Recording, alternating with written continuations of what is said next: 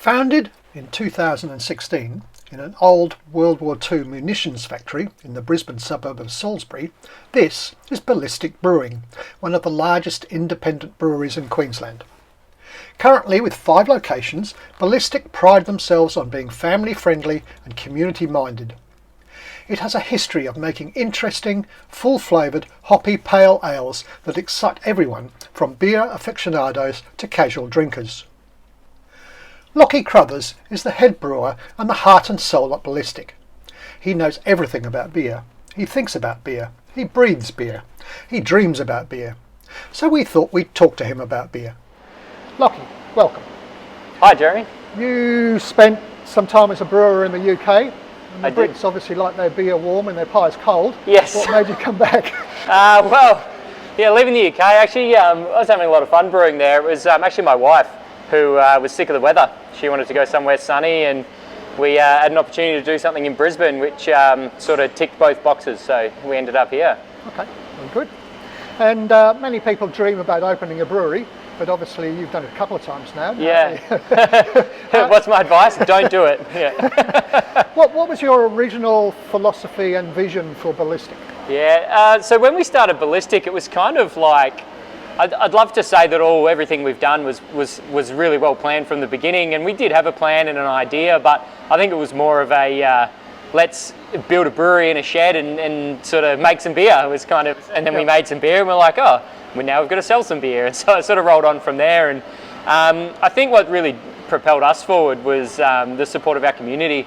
You know, when we opened the doors, you know, David and I had never done a bar or anything before. I'd run breweries, but it's sort of little bit different game when you're doing the whole package and wholesaling and the like. So we sort of hadn't finished our bar, and we had a 4-tap bar here, and we opened the doors and there was pretty much 1,000 people lined up waiting to come in. So we were blown away, and it's been the support of our community here in Salisbury, but then also our other venues that have really propelled us forward and encouraged us to grow and do the things we're doing now. So you've sort of modified your vision a little bit? Oh, I think so, but I mean, it's always about, it was always about bringing people together, you know, creating a space, and that's what this space was a space where people can come in the community and families, and everyone's welcome, and they can come and have a really nice experience, and beer's here to complement that. Your latest beer is called Lachy. Yes, and it's a low carbohydrate beer. Yes. It's still got alcohol in it. It does. So what was your thinking behind a low carb beer? So we sort of noticed earlier last year that there's this big trend towards products that are better for you and healthy lifestyle, and it just seems to be the way people want to live, you know, myself included. And there's a big trend around seltzers and this sort of thing, and low calorie alcoholic beverages, and it's a big spike in the market, but we just wanted to do something different. You know, we're known for making hoppy ales and, you know, clean hoppy beers, and we didn't want to just do the same thing as everyone else, so we wanted to do something a little bit more ballistic. So we sort of squirreled away. I spent the best part of a year tweaking this recipe and developing it and getting to a place where we're really happy. And basically we've created a 4% pale ale that is low carb and full of flavour. So I guess the differentiation there is that people generally associate low carb beers with being low in flavour, but we just jam-packed as much as we could, put out every stop in process and ingredient selection so that we could get as much flavour. And my favourite catch cry with this beer now is that if you didn't know, you wouldn't know, because it could just be a pale ale, you know? I have tasted it and I have to agree with that. Yes, awesome, thank you. Who's the target market? Well, I guess it's anyone who likes craft beer that wants to have something that's a little bit better for you, you know? Like it's not no alcohol. It's not no alcohol, no, it's still 4%, so it still sits in as a full strength pale ale. So it's people that appreciate craft beer and want the full flavour without having the health downsides, I guess. As you said, I mean, often modified beers lack flavour.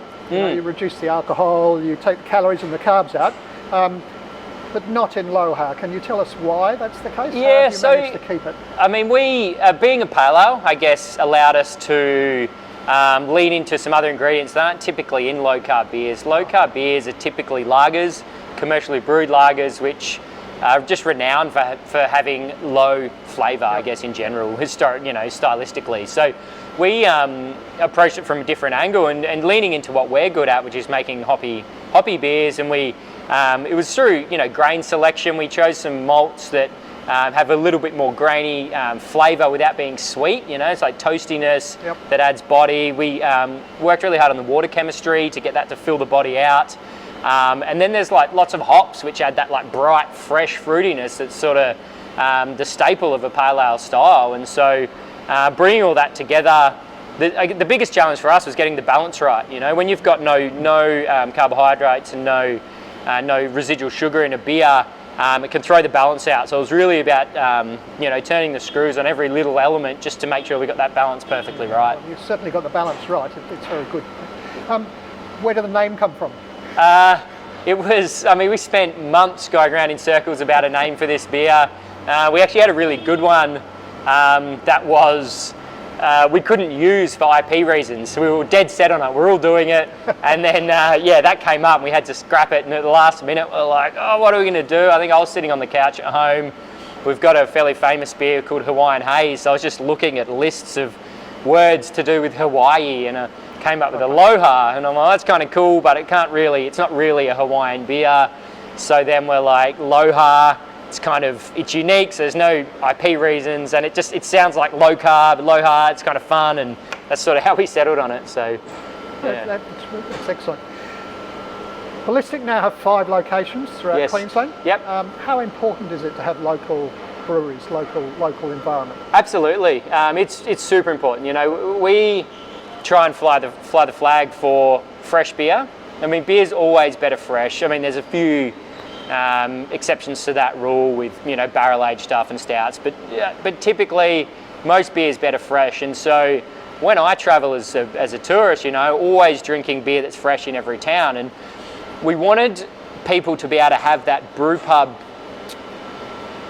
experience where you can go to the venue, you can see the brewery, you can drink the beer that's made on site, and it's always more special being able to drink the beer that's fresh at the brewery than it is buying it that's months old, and it's just never the same, so we wanted to be able to recreate that experience for people. And so what's the best way to do it is actually brew beer in every town. So I guess in an ideal world we'd have a brewery in every town in Australia, but I don't think that's realistic. So what we're trying to do is get them placed throughout Queensland for now, so that we can bring the awesome experience that so many people have in the city. And it's not that much happening regionally. So it's really trying to bring something that we think is really special, that's allowed communities to have these great experiences and take that to the regions.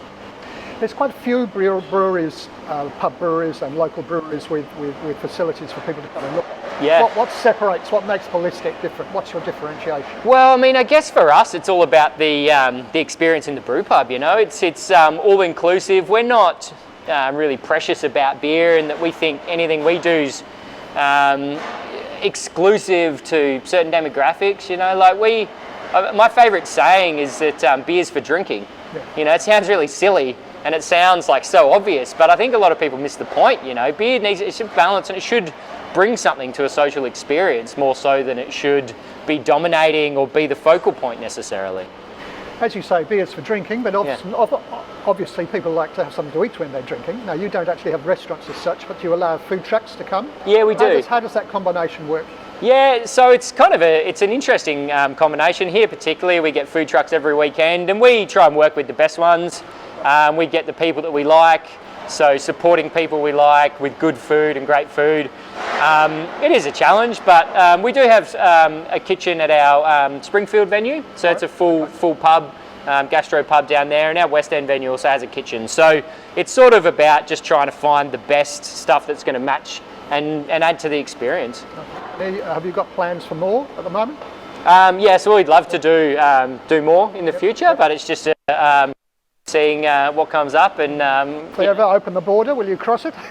We'd like to do something interstate, but Queensland's easy for now. I've got 5 brewing sites we need to manage. It's a lot, but resource dependent. We'd love to do some more for sure. I believe you were originally trained as a chef. Did that help you in your brewing?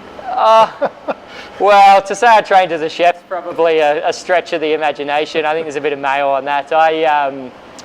I did 3 months of a chef's apprenticeship, Right. and dropped out because it was too hard. Okay. And then ended up becoming a brewer, which I'm not sure if it's any easier, but I don't work as many Probably nights. wiser. Yeah, that's right. I get more free beer doing this. But no, I still love cooking, and it definitely influences the way we formulate stuff. But yeah. And that, as you say, Ballistic is about family and it's about community. How have you coped in the last 18 months during COVID? Well, through COVID, I mean, during that initial large lockdown we had in Queensland, middle of last year, we wanted to be able to do something for the community, so we couldn't have our venues open. We could only do takeaway beer. And we're like, well, what can we do? How can we help the people that have supported us? So we actually released a beer last year called Brew Unity, which was basically, we pulled out every stop to be able to create a pale ale, a craft beer that people could buy cheaply and buy directly from the brewery. So it was specific. You could buy it only from our venues, and the community would come and basically giving something back to the people who wanted craft beer, but not necessarily everyone still had jobs or enough money or disposable income, and we were giving them something that they wanted, because craft beer is historically pretty expensive. So we just tried to create something that could give back and support the people that have supported us for so long. Excellent, that's really good. Yeah. And just one final thing, why is it that most male craft brewers have long beards? It's a really good question. I don't know. It's a bit silly, isn't it? Really. I actually, my brother is a bit older than me. He was 19 and I was 16, and he had a beard, and I was like, I want to have a beard when I'm 19. So that was long before I was a brewer. So I've sort of always lent into that because I aspired to be like my brother for whatever reason. But yeah, I don't know, just craft brewers. Yep. I think it just comes with the territory. I guess you can get away with it too. I mean, I've never shaved either, but working in the food industry, I have to keep it short. Yes, absolutely. Well, you're allowed to be a bit scruffy, it's encouraged. It makes it look authentic, right? So. Well, thank you, Lachy, that's great. And I hope the low par goes really well for you, and we'll look forward to some other interesting things in the future. Awesome. Thank you so much. Thank you. Thanks, Jeremy. Cheers. Easy. Awesome. Queensland's Ballistic Beer Company has launched low-har, low-carb pale, with only 2.2 grams of carbs and 100 calories in each can. Ballistic claim that low-har is Australia's first low-carb craft beer. With a full malt body and a lively, fruity aroma, it is low-carb with a real taste. It is perfect for anyone on a low-carb keto diet, and for craft beer drinkers who appreciate premium, full-flavoured Queensland brewed beer. Ballistic believe that great beer has the power to bring people together and grow communities. In a world where loneliness is our greatest sickness, Ballistic is setting out to build communities where people can come together, enjoy each other's company and enjoy their beer.